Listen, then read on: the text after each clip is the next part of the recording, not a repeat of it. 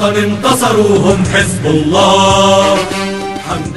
Le libéralisme produit aujourd'hui beaucoup de dégâts parce que nous sommes dans une phase de libéralisme capitalisme financier qui est essentiellement parasitaire, qui fonctionne beaucoup plus sur la destruction d'entreprises et la destruction de valeur ajoutée que sur la construction et la production de valeur ajoutée. C'est-à-dire que c'est là où j'invite à être un peu sérieux quand on parle d'économie libérale, c'est que le libéralisme économique est un processus qui se transforme pour se survivre au fur et à mesure. Et on peut faire totalement l'apologie de la réussite et de l'efficacité du libéralisme entrepreneurial, donc ce qu'on appelle le capitalisme concurrentiel libéral, de l'ingénieur avec un chevalier d'industrie qui dépose un brevet et qui invente le moteur à explosion, etc. Et là, effectivement, c'est pas contestable. Mais aujourd'hui, nous avons un capitalisme prédateur, destructeur, de fonds de pension, fondé sur une monnaie de singe qui s'appelle le dollar, qui n'a pratiquement plus d'autre valeur que d'être accolé encore pour quelques temps au pétrole saoudien.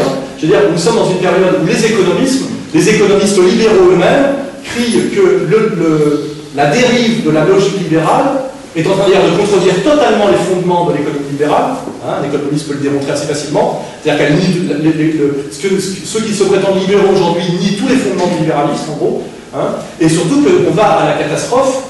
On y va grandement, et donc il n'est pas question de faire une attaque en règle ou une défense en règle du libéralisme en tant qu'essence transhistorique, mais de montrer que ce qui a marché à un moment donné ne marche plus, de même qu'on peut dire qu'on peut le défendre. Excusez-moi, mais si le libéralisme économique ne fonctionne plus, c'est parce que ce n'est plus un libéralisme économique.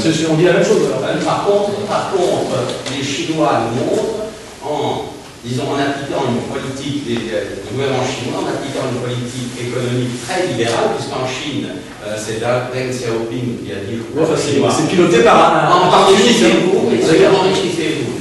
Non, mais attendez, là, ça veut dire que le capitalisme d'État arrive à triompher, d'abord parce que la Chine s'est extraite de la domination impériale, on appelle la condition du décollage, c'est-à-dire échapper à l'économie d'échelle et à la division internationale du travail.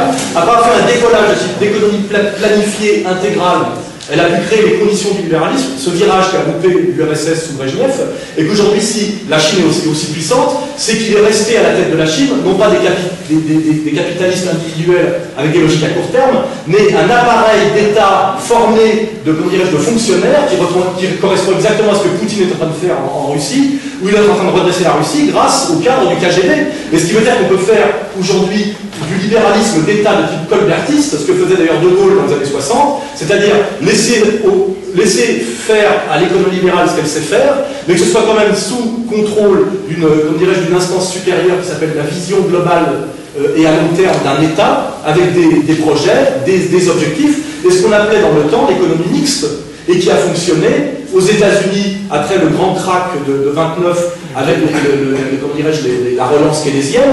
Donc en réalité, il n'y a pas d'opposition doctrinale entre libéral et antilibéral. Il est évident que le libéralisme intégral amène à des chaos économiques qu'on a vérifié plusieurs fois dans l'histoire, qu'après il y a des périodes d'économie libérale contrôlée, dirigée, qui d'ailleurs existent au même moment aux États-Unis, en Allemagne, et même en Russie, parce qu'à un moment donné, finalement tout le monde a fait de la planification, hein, les États-Unis en font, l'URSS en fait, l'Allemagne en fait, et la France en a fait aussi. Et aujourd'hui, on est dans une perte de contrôle du libéral intégraliste par le politique, et qui est en train de nous amener au chaos. Donc moi je ne fais pas, on n'est pas dans un débat pour ou contre le libéralisme, on est dans, le libéralisme n'est pas une religion, hein, c'est une pratique.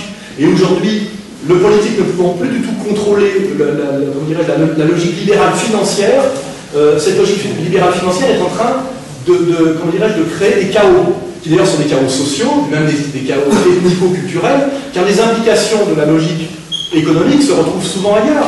C'est-à-dire que la logique de dumping social, c'est-à-dire que la concurrence libre et non faussée, justifiant les baisses de coûts de production dans nos régions, donc l'immigration sauvage, nous avons à un moment donné une destruction ethnico-culturelle liée à la logique libérale. Ce qui veut dire qu'une cause économique a une conséquence ethno-culturelle. Et ce que je dis moi, c'est que le libéralisme ne peut pas être une vision du monde, au sens ça ne peut pas être une transcendance, et que la loi du marché, c'est le compte d'exploitation annuel.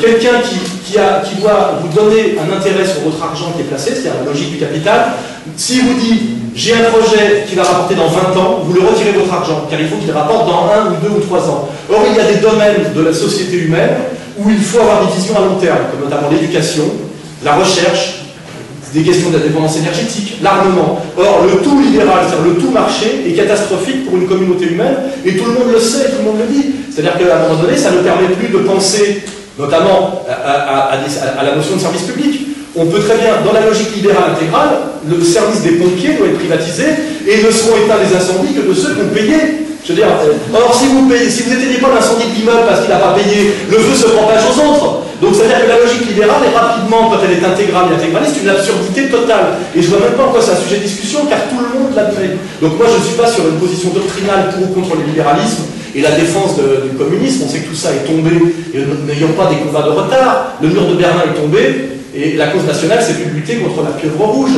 C'est simplement, aujourd'hui, quelle est la force qui nous détruit? C'est le libéralisme mondialisé de type financier, qui est un destructeur de civilisation, d'emploi et même de richesse, c'est-à-dire qu'il ne remplit plus ses objectifs. Et tout le monde l'admet, même les prix Nobel d'économie. Le problème, c'est que c'est un rapport de force politique. C'est qu'aujourd'hui, c'est l'argent qui dirige le monde et que les politiques sont au service de l'argent, parce que s'ils n'obéissent pas, ils dégagent, et qu'ils sont payés et achetés.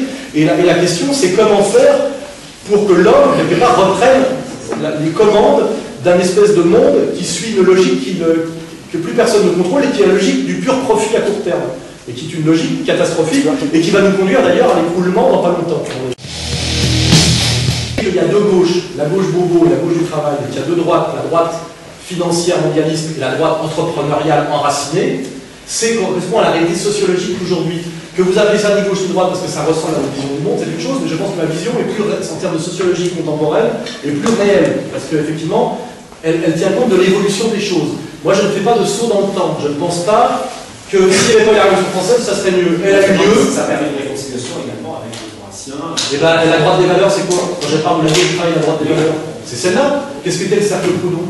Bien sûr, pour moi, un bourgeois français, petit patron, qui se bat pour sauver les emplois, qui lui n'a pas droit au chômage s'il se casse la gueule, et qui respecte ses employés parce qu'il respecte le travail et que lui-même se lève plutôt que les autres arrivent au boulot avant les autres, ce que j'appelle des élites légitimes et responsables, ce type-là est totalement légitime, et d'ailleurs il ne sera jamais contesté par ses employés. Mais le type qui n'est jamais là, qui passe son temps à délocaliser pour aller tirer des putes ukrainiennes, et dont tout le pognon est dans des paradis fiscaux sur des îles anglo-normandes, ce mec-là, s'il met les pieds à l'usine, il se fait couper la tête.